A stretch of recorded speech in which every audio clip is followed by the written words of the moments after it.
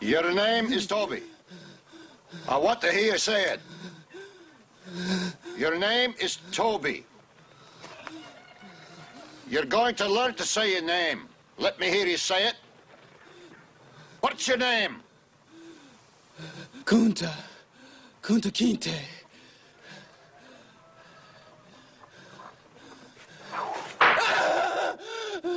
When the master gives you something, you take it. He gave you a name. It's a nice name. It's Toby. I am Frederick Douglass. I took my way out of freedom from slavery by escaping and informing other people of the harsh and brutal conditions I have witnessed and been through. I was separated from my mother when I was just a few months old. Still to this day, I don't know where I was born or what year, nor who my parents are. I grew up on farms, working very hard and being treated like an animal. Every day I woke up early in the morning on an empty stomach, growling with hunger, and worked my butt off. After fleeing, I became a leader in the anti-slavery movement. In 1852, I was asked to speak in the celebration of the 4th of July, and this is what I had to say. Fellow citizens, pardon me, and allow me to ask, why am I called upon here to speak to you today? What have I or anyone I represent to do with your national independence?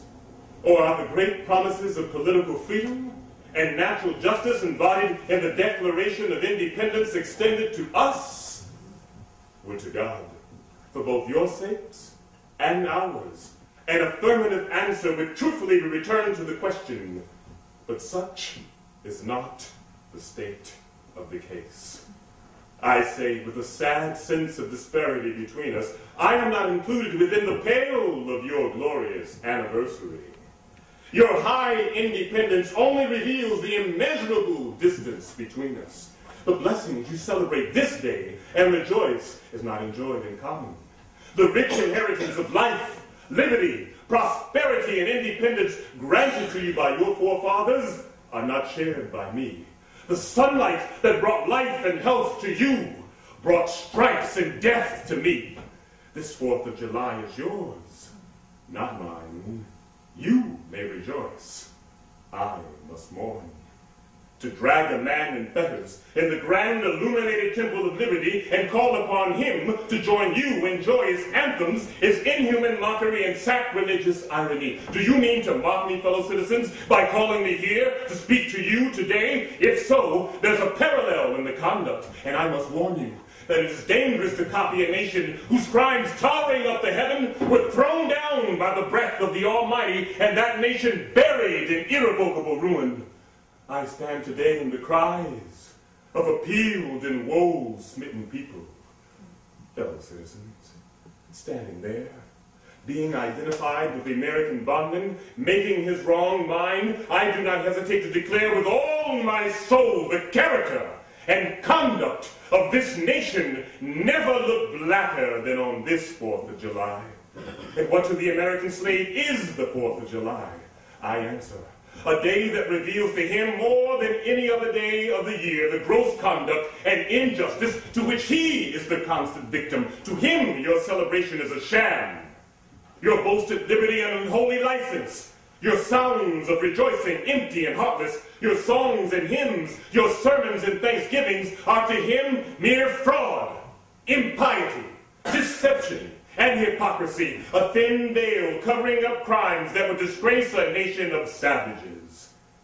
There's not a nation on earth guilty of practices more bloody and shocking than are these people of the United States at this very hour. Am I to argue that man is entitled to liberty? That he is the rightful owner of his own body? You have declared it on your 4th of July. Am I to argue the wrongfulness of slavery then? To do so would make myself look ridiculous and offer an insult to your understanding. There's not a man under the canopy of stars that does not know that slavery is wrong for him. What then remains to be argued? Is it that slavery is not divine? That God did not establish it? That the doctors of divinity were mistaken and performed blasphemy in the thought? That which is inhuman cannot be divine. Who could reason such a proposition?